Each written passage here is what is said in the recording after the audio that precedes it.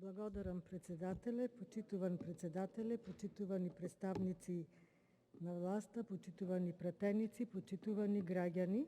Денес зборуваме за предлог на закон за дополнување на Законот за финансирање на единиците на локална самоуправа по скратена постапка.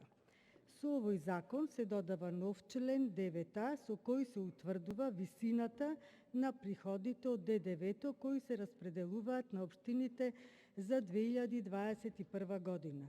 Во одредбите се предвидува во 2021 година висината на приходите од ДДВ-то да се обезбедат во висина од 4,5% од просекот на наплатеното ДДВ во последните 3 фискални години наместо 4,5% од наплатениот данок за ДДВ во последната година.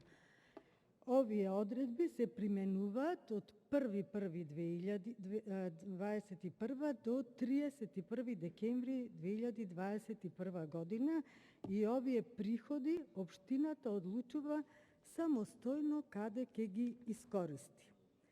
Секоја општина добива дотација од ДДВ-то по некоја формула која што се прави во Министерството за финансии. По таа формула има фиксен износ за секоја општина и плюс 4,5% од просекот на наплатеното ДДВ во последните 3 години. Меѓутоа, што е со оние општини кои што немаат приходи од ДДВ-то, да речеме општина Могила и Новаци, или имаат многу малку?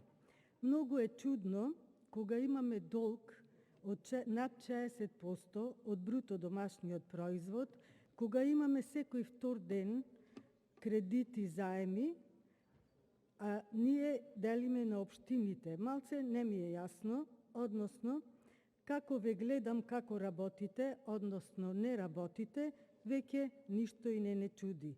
Зошто баш сега ги давате овие дотации?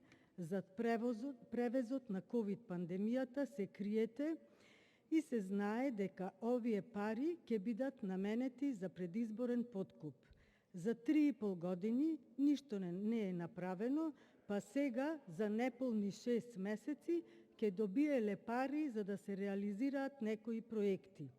Освен вработување во јавните предпријатија на партиски војници, апсолутно ништо не видовме. Ама се чудам и од каде ќе наоѓате средства да ги плаќате овие луѓе заради пренатрупана администрација. Во општина Битола има 40 нови вработувања, меѓутоа очигледно тоа ќе го реализирате со зголемување на комуналните услуги. Еве ќе кажам зошто тоа го зборувам. Водата, ако пред 3 години беше 24,25 по метар кубен денари, денес е 30,08 по метар кубен денари, односно за предпријатијата од 45 на 50,35%, а загубата на водата е зголемена за 30% и сето тоа го плаќаат граѓаните на Република Македонија. Ке кажам за општина Битола, приходите се, зошто зборувам дека не е ништо направено, ова е до трет квартал, приходи реализирани со 42,44%, а расходите 34,69%. Ова е негативно во финансиското работење на општина Битола. Имаме пренесен вишок на приходи од 350 милиони денари во сите години на работењето. Тоа значи дека ништо не се работело. Општините не се штедилници, ни една капитална инвестиција нема, нема ништо реализирано од ветувањата на СДСМ. Ни топлификација, ни гасификација, ни чист воздух, ни ништо. Ке го подкрепам со докази. До трет квартал програмата за локален еколошки развој е реализирана со 31%, јавно осветлување 8%, изградба на систем за водоснабдување 5%, изградба и реконструкција на локални патишта 17%. Значи, овие проценти покажуваат дека покажуваат мала реализација на програмите кои што се од големо значење за граѓаните на општината, а тоа се реконструкција и изградба на водоводи и така натаму, меѓутоа програмата за социјална помош е реализирана до 80%. Ова е до третиот квартал. Историски имаме највисок јавен долг, а секоја недела нови задолжувања. Народот осиромашен и мислите дека лесно ќе го подкупите, но треба да знаете дека народот е и навреден од целото предавство што му го направивте.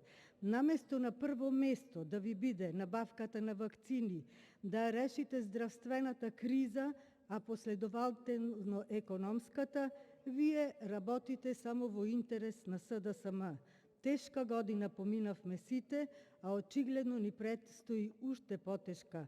Владата на СДСМ очигледно не дојде со искрени и честни намери и ветувањето живот за сите остана само шарена лага на шарените револуционери. Неработење и лицемерие. Ветувавте сегашност и иднина, а сега немаме ни минато, затоа што историјата продадовте на соседите, работејќи за туги интереси. Сегашноста ни е катастрофална, со највисока стапка на смртност, највисок број на заразени, трети во Европа по сиромаштија, 111 место по корупција. Тоа ни е сегашноста, а иднината ни е неизвестна. Ви благодарам.